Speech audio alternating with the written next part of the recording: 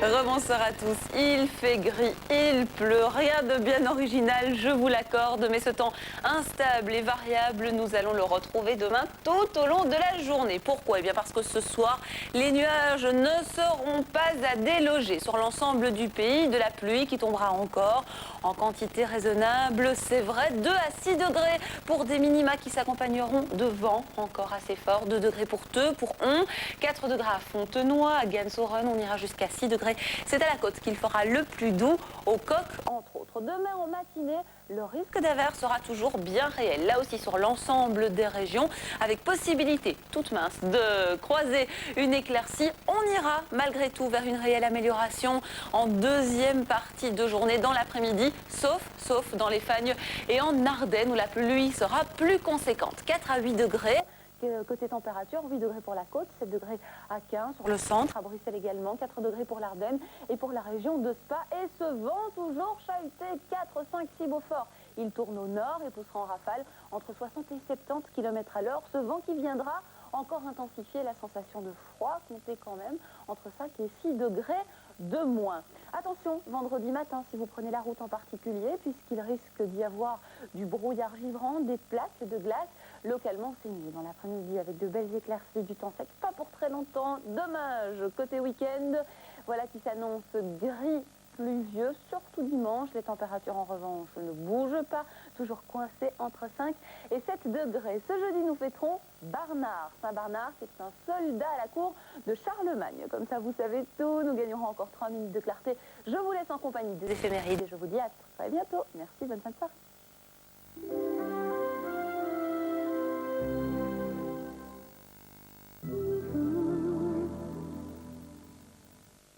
Le nouveau Silan peau sensible donne à votre linge la douceur Silan pour les peaux sensibles grâce au réconfortant lait d'amande. La sensation d'un baiser sur votre peau. Le nouveau Silan peau sensible. Si doux, si frais, Silan.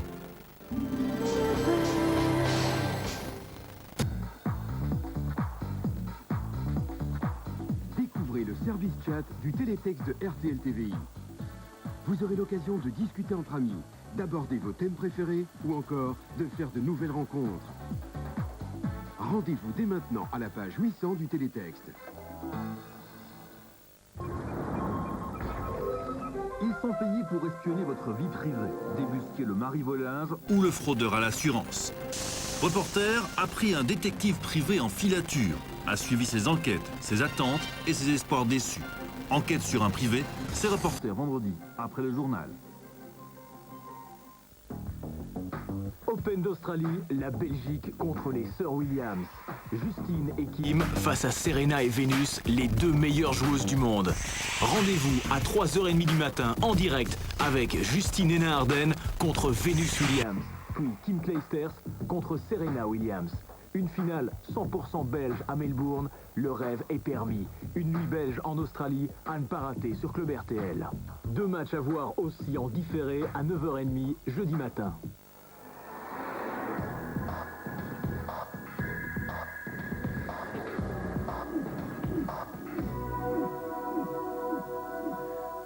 Mesdames, Messieurs, bonsoir. Nous abordons les quarts de finale de la Coupe de Belgique de football. Les particularités à ce stade de la compétition. Les rencontres se jouent en match aller-retour. Première rencontre en images, le derby wallon. Le Standard joue contre la Louvière. Particularité ici pour le Standard.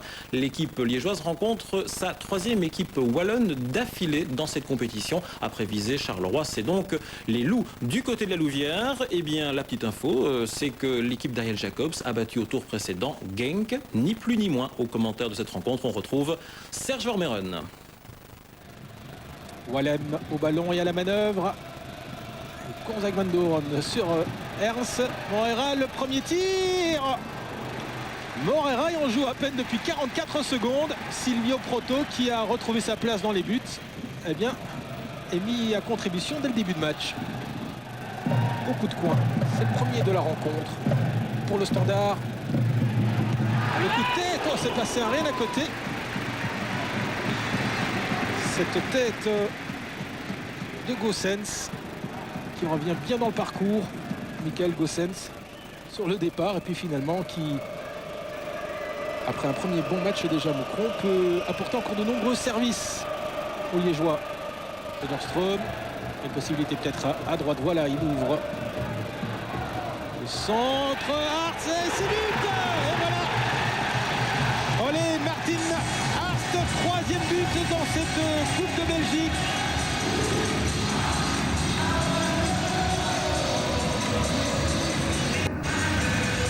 Esclessin de rugir de plaisir.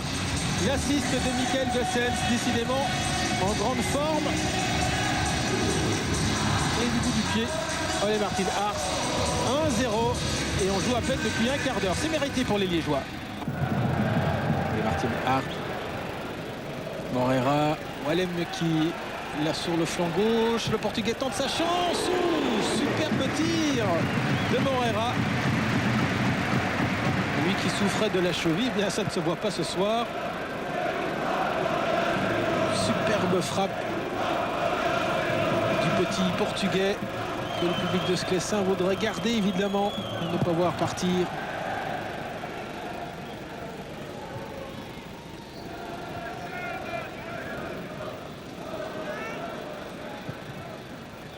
Le ballon là pour Gossens. Lassiquet devant lui. Moreira et Hartz ont plongé. Et voilà, c'est but. On le sentait venir. 2e assist de Michael Gossens et 2e but de Olé Martin Hartz.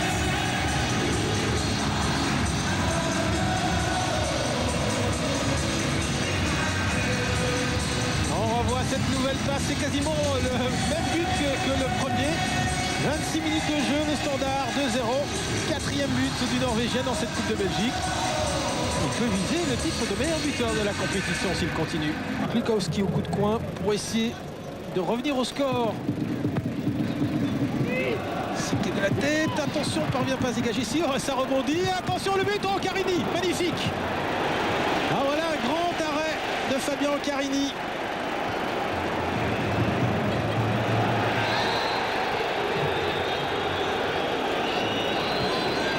On revoit la phase et ce ballon qui va jouer ricochet avec les défenseurs liégeois.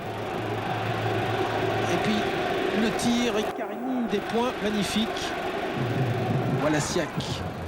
Le centre et le 3e but. Décidément. Alors ça on a répété à l'entraînement parce que tous les centres viennent de la droite et du côté des loups on réclame une faute. Olé Martin Hartz lui inscrit son 3e but de la soirée. Et on n'est pas du tout satisfait du côté des loups. Monsieur de Bléquereux, lui, accorde le but. On va revoir cela. Voilà Siak maintenant, après Gossens pour l'assist. Et Olé Martin Hartz. Ouais. Et sur ce ralenti-là, c'est difficile. Il y a plusieurs loups qui se sont dirigés vers Monsieur de Bléquereux. Donc, qui sait? On va revoir cela sur un ralenti. Et cela fait 3-0. Donc on revoit le ralenti. Alors, semble-t-il quand même il touche du bras. Et les loups ont peut-être eu raison de rouspéter. Coup de coin Klikowski. Sur la tête, Carini est battu. 3-1. Emmanuel Kenmongne. 38 minutes de jeu. Et la Louvière qui inscrit un petit peu à la surprise générale ce but, moment d'inattention. Okpara a été blessé, tardait à revenir. Et esselé, l'attaquant camerounais réduit le score à 3-1. Carini pour le dernier dégagement de cette première mi-temps, dominé par le Standard. 3-1 et un homme pour l'instant, Olé Martin Hartz, qui inscrit les 3 buts de cette équipe liégeoise qui contrôle parfaitement la rencontre. 3-1 après 45 minutes de jeu.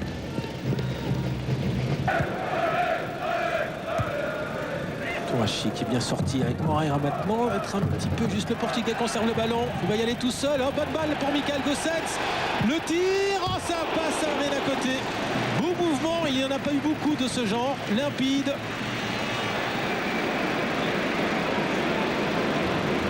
Moreira qui est de l'espace et qui trouve Gossens sur la droite. Le tir du droit. Voilà ça qui a pu intercepter. Longue balle pour Michael Gossens, peut-être deuxième tentative. Et retour de Domenico Oliveri. Une minute de jeu, le Standard commence à accélérer un petit peu en cette seconde mi-temps.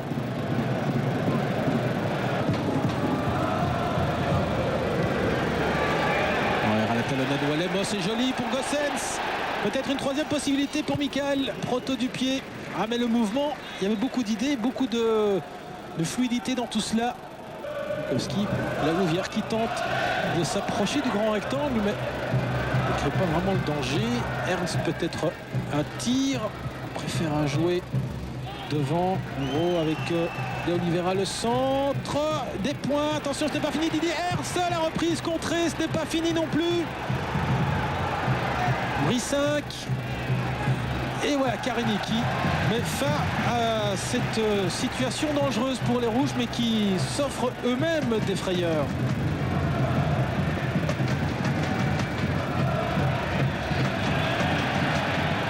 Ouais, la Louvière qui veut profiter un petit peu de cet élan offensif, de voir cette équipe du Standard se déstabiliser elle-même. Koroman. Et le tir de Koroman, ça passe loin à côté. Mais on tente enfin sa chance du côté de la Louvière.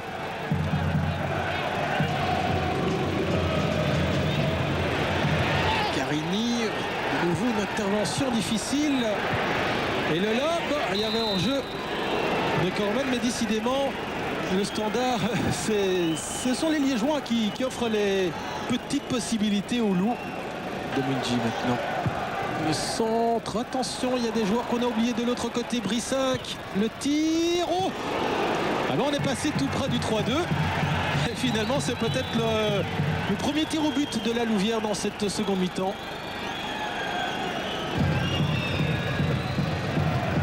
On voit le tir, le contrôle, et puis on ajuste le ballon. Il passe vraiment rien à côté. La remise en jeu, elle doit être donnée rapidement.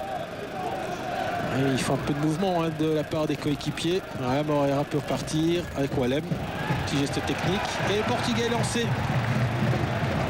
Alors, soit il attend un peu de renfort. Walem, voilà. Non, il rentre dans le jeu. Ah ouais, il aurait peut-être pu donner ce ballon à Johan qui pousse un petit sprint là pour se démarquer. Voilà Siak de l'autre côté. Le centre. Centre-tir. Passé au-dessus. Bien joué. Dans un angle difficile, voilà Siak qui a essayé de ce centre-tir lobé. 33 minutes de jeu. Thierry Siquet derrière le ballon pour un coup franc. Préfère jouer sur la gauche. Klukowski entre dans le jeu. Ouais. Le centre est moins bon. Vraiment la Louvière, moins coriace que lors du championnat. Ils avaient été battus 1-0 à la 85e minute. Avec un but de Moreira. Alors l'un des derniers dégagements de Proto. Pour essayer de ramener un résultat intéressant vu du match retour. Toujours 3-1 pour les Liégeois. Rolando. Ça va être difficile. Il a Siquet devant lui. Il couvre bien son ballon.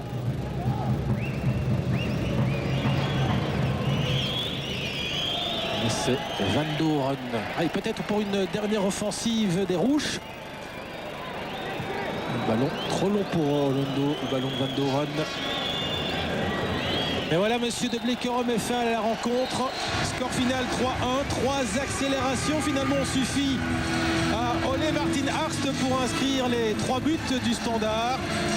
L'essentiel est assuré par les Liégeois. Ken Mognet a sauvé l'honneur des Loups, mais vu le jeu assez faible produit par les hommes d'Ariel Jacobs ce soir, bien, on a un peu l'impression que le seul suspense pour le match retour, eh bien, ce sera le lieu de cette rencontre. Dans quel stade va-t-on jouer le match retour de ce quart de finale entre le Standard et la Louvière?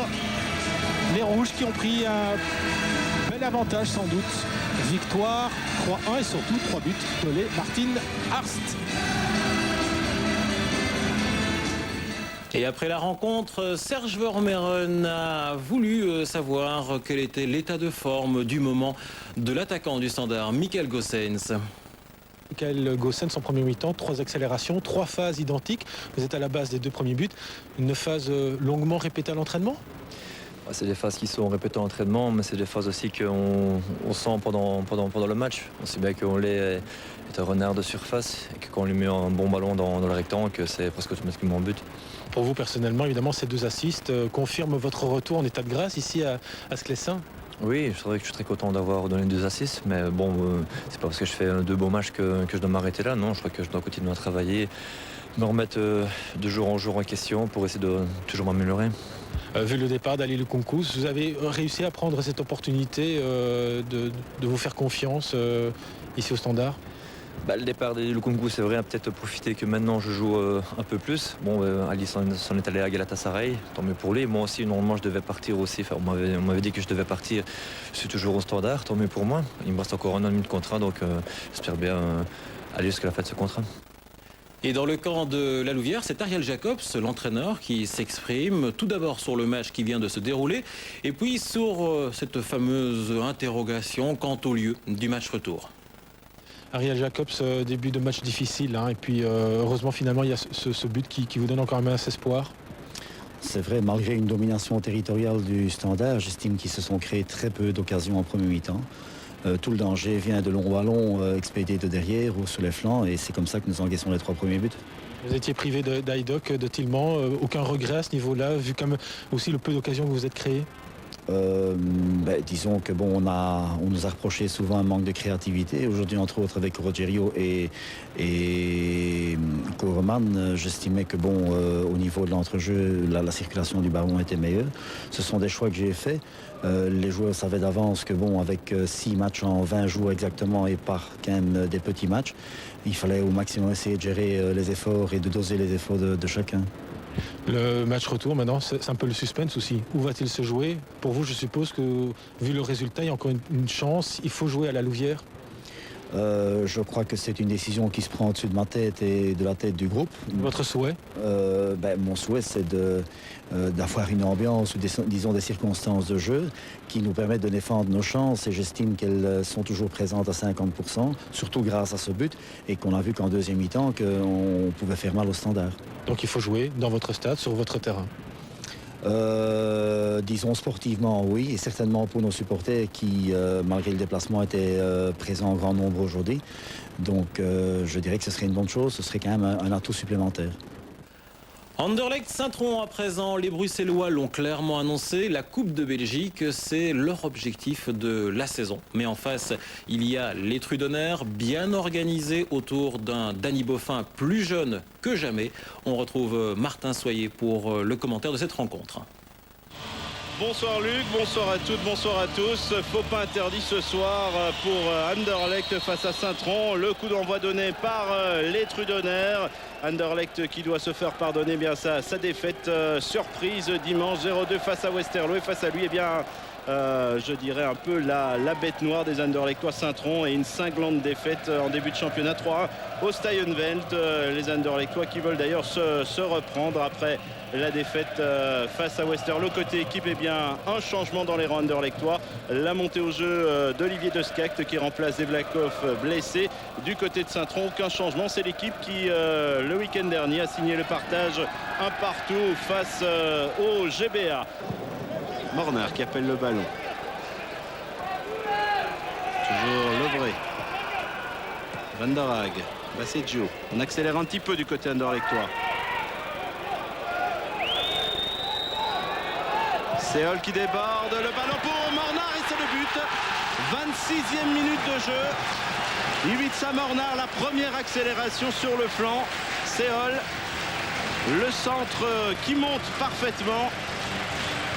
La reprise Ivica Mornar, Seol, le ballon s'élève et Mornar oublié par la défense de Saint-Tron entre les jambes de Dusan Belic. Le petit but qu'il fallait pour débloquer ce match. 1-0 pour Anderlecht. Et on revoit Seol, le ballon qui monte. Mornar oublié par la défense et il place son ballon entre les jambes du gardien de Saint-Tron. Crasson sur le flanc droit. Le ballon vers Seol. Il ne peut pas il laisse pour Walter Basseggio. La frappe qui s'envole au-dessus. C'était bien vu entre Seol et Walter Basseggio. Moins de 3 petites minutes avant de regagner les vestiaires. Anderlecht 1-0. Et les Bruxellois qui ont tenté de profiter de l'occasion. Superbe ballon, une reprise de Jestrovic repoussée par Dusan Belic. Le ballon de Bertrand Crasson qui arrive pour Jestrovic. Belic qui intervient comme il peut. On tente de chasser le ballon du côté de Saint-Tron avec l'inusable Danny Boffin.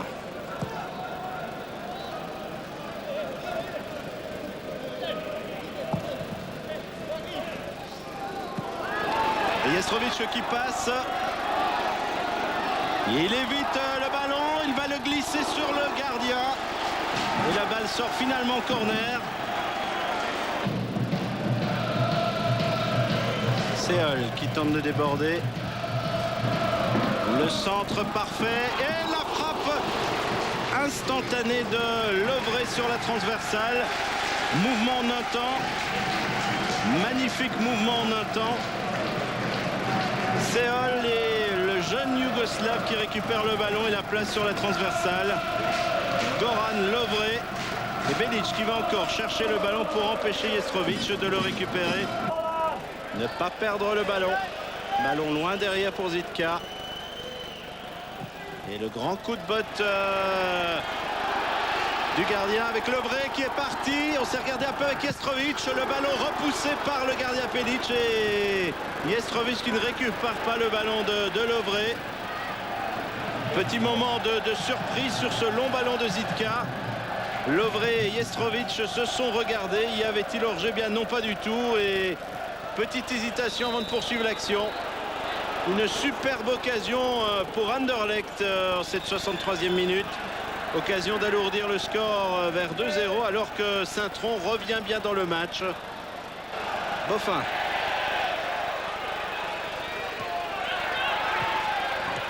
Carso s'entend, tente de passer, petite talonnade, superbe petite talonnade pour Mbonaboussia. Le changement, Mark Hendricks qui monte au jeu pour Nenad Jestrovic. Le Yougoslave qui n'a pas eu trop de réussite dans ses actions ce soir.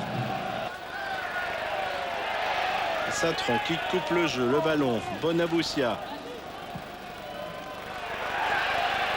Boffin.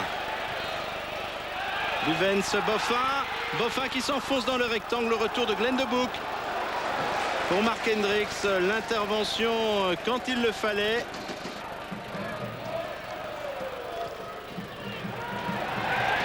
Boffin, il n'a pas vu Marcos Pereira. Voilà qui est fait. Boffin Pereira dans le rectangle, le ballon passe devant tout le monde. Le coup franc va être donné par Bertrand Crasson. Seol qui laisse pour Hendricks. Kalissa qui dégage comme il peut en corner.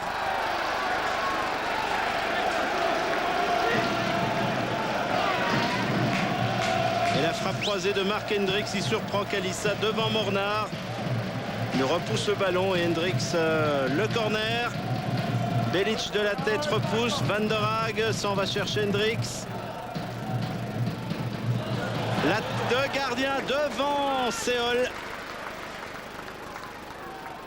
Belic au nez à la barbe de Keon Seol. Crasson. Mornar.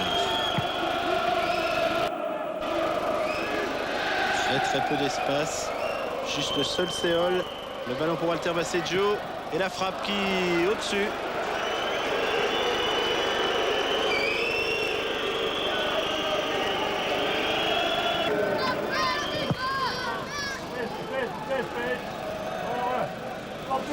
Le ballon qui parvient à Mbonaboussia. Varians de l'Orge. Et on fait tourner la balle. Le capitaine Mark Woods. Et Pereira ne passe pas et intervention fautive de Skakt. Le coup franc est directement Danny Boffin. Mbonaboussia dans le rectangle. Les toutes dernières secondes de cette rencontre. Le ballon et la tête de Boek. Le coup de sifflet de Monsieur Allard, 1-0, le plus petit écart pour Anderlecht avec le but de Mornar. Anderlecht qui s'est rassuré après le 0-2 en championnat, mais un écart minimal et minimum avant de se déplacer au match retour au Stuyvenvelt, où là l'accueil sera sans doute très chaud. Luc, 1-0 pour Anderlecht. Et à l'issue de la rencontre, Martin Soyer a rencontré l'entraîneur adjoint d'Anderlecht, Frankie Vercouteren. Pour Frankie Vercouteren, c'est le verre de Gueuse en l'occurrence, à moitié plein ou à moitié vide, c'est selon. Alors Frankie, 1-0, c'est le strict minimum pour Anderlecht. Oui, ça pourrait être pire naturellement. Dans le sens où on a gagné et qu'on n'a pas encaissé un but, c'est toujours intéressant. Mais naturellement, c'est probablement, je dirais, pas une certitude pour se qualifier vu le déplacement qui nous attend à Saint-Tron. Un goût de trop peu. Oui et non, je crois qu'il y avait des bonnes choses pendant 60 à 65 minutes. On est resté bien organisé. Saint-Tron n'a pas eu beaucoup d'occasions, ce qui nous changeait quand même un peu du match de Westerlo. Et à partir de là, donc les choses qu'on avait demandées, l'organisation, le positionnement et surtout le fait de ne pas encaisser, ça a été respecté. C'est vrai qu'un 1-0 c'est peu et je dirais il nous attendra encore un match difficile là-bas. Voilà, et puis une information tombée aujourd'hui en ce qui concerne Anderlecht et son joueur Haruna Dindan. Haruna Dindan, l'attaquant, suspendu pour 2 matchs fermes et 6 matchs avec sursis. Il avait, je vous le reprécise, porté un coup de coude à un arbitre au cours d'une rencontre de championnat en décembre dernier. 3e rencontre de cette soirée, Bruges-Lommel. Sur papier, une rencontre disproportionnée, mais vous allez voir que je ne vous en dis pas plus aux commentaires de cette rencontre. On retrouve Jean-Pierre Delay. 2000 supporters à peine ont fait le déplacement au stade Jan Bredel pour le quart de finale aller entre le club brugeois et Lommel. Les Brugeois qui rêvent du doublé coupe championnat, tandis que les Limbourgeois se souviendront qu'il y a 2 ans, ils étaient finalistes de cette même coupe, donc tous les espoirs sont permis. 10 minutes de jeu et dégagement du gardien limbourgeois Volders. Récupération brugeoise avec Anglebert, passe pour Tché qui sollicite Mendoza sur le flanc. Centre en un temps du Péruvien pour Sadi Martens qui loupe l'occasion. On passe directement à la 20e minute avec la première incursion de Lommel dans la défense brugeoise avec ce centre calibré de De Condé. Mal dégagé par la défense brugeoise. Aldermans, bien placé au rebond, trouve Tankari qui ne laisse aucune chance à Verlinden. 0-1.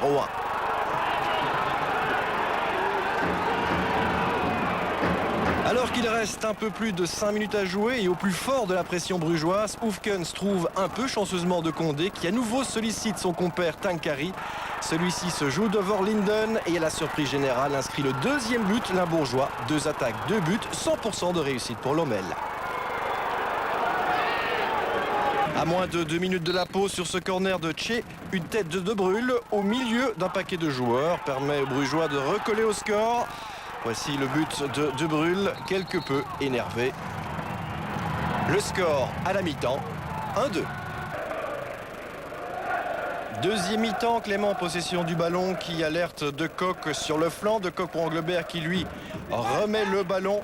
Le centre va venir du pied de Anglebert pour Verheyen qui trouve le poteau. Manquait pas de chance pour les Brugeois aux grandes dames de Trond Soliette. Après un quart d'heure de jeu et le corner de Tché, Bruges égalise méritoirement par Clément. 2 buts partout. À ce moment de la rencontre, on se demande si les Limbourgeois vont tenir le coup. Une nouvelle perte de balle de Lommel, interception d'Alin Stoka monté au jeu qui en relais avec Tché trouve Mendoza à la limite du hors-jeu. Mendoza bute sur le gardien et la transversale et c'est finalement Sadi Martens qui saute plus haut que tout le monde et porte ses couleurs pour la première fois aux commandes de ce match. Score 3-2. Le gardien Volders s'est fait mal sur cette action et il est remplacé par Vaskovic dont c'est la première apparition cette saison. À 10 minutes du terme, on notera encore ce tir de Tché des 25 mètres et la bonne interception du nouveau venu Vaskovic. Sur ce dernier coup de coin, l'arbitre met fin à cette rencontre sur le score de 3-2. Après avoir été mené 0-2 contre le cours du jeu, Bruges s'est finalement imposé méritoirement contre cette équipe de Lommel qui garde un léger espoir de qualification pour dans 15 jours dans le Limbourg. On termine ce tour des rencontres des quarts de finale de la Coupe de Belgique Allée avec le derby anversois, le derby qui passionne le nord du pays, une rencontre toujours palpitante, Antwerp-GBA. Les commentaires sont de Julien Modave. 15 000 supporters ce soir, il y a le feu au stade du Bosseuil, chaque camp revendique l'appartenance anversoise du club. Frankie van der Elst interdirait même à ses joueurs de se déplacer dans la ville avec les voitures du GBA de peur de se faire invectiver par les supporters anversois. Voilà pourquoi ce derby est placé sous haute surveillance. La question de ce soir, quelle est la meilleure équipe de la ville? 9e Anvers reçoit le Germinal Beerschot Anvers, pas le 14e pour une explication en règle. Côté joueurs, le matricule numéro 1 est toujours privé de Imak Boudou et de Ziati. Au GBA, on se méfiera particulièrement de cet homme, Patrick Goetz, mais rassuré après le nul à Saint-Tron, ils peuvent compter sur une équipe complète et un Kpaka en très grande forme. La première action est anversoise. Pinxten est connu pour ses longues rentrées. Celle-ci parvient en 2 temps sur la tête de Hussein qui place juste au-dessus du but de Verbiest. Quelques minutes plus tard, Le donne en retrait à Tumilovic. Le gardien remplaçant de Face n'est pas sûr de sa relance et Kwanza en profite. Kwanza, l'ancien joueur de l'Ajax, ne se fait pas prier et offre l'avantage au GBA après à peine 8 minutes de jeu. C'est déjà 0-1. Assommés, les Anversois peinent à la relance et butent contre une défense bien organisée. Goetz est évidemment dans tous les bons coups. Ici, il manque une occasion de remettre les équipes à égalité. Le vieux Patrick Goetz de 37 ans s'en veut. Il manque rarement des coups pareils. Heureusement pour lui, côté GBA, même si la domination est là, on gaspille aussi seul. Kwanza manque l'immanquable, beaucoup trop faible pour doubler la marque. En seconde période, bis repetita, on gaspille au GBA. Kpaka, seul, se défait de Houon et manque à nouveau le 0-2. La sanction tombe quelques secondes plus tard. Moussa déborde difficilement sur le flanc droit et centre pour Patrick Goetz. Superbe reprise instantanée qui ne laisse aucune chance à Verbiest. Le capitaine anversois est toujours là, 1-1 et le match est relancé. Kpaka, encore lui, ne parviendra pas à trouver la faille. Il bute à nouveau sur Tumilovic qui se rachète de sa première erreur. Fin de la deuxième période, corner, bien botté sur la tête de Sergent. Tony Sergent donne l'avantage aux Anversois qui ont eu chaud ce soir. 2-1 et le 6e derby entre les deux Anvers tourne pour la 2e fois au profit des hommes de Houart. Mais que ce fut chaud, mais que ce fut laborieux.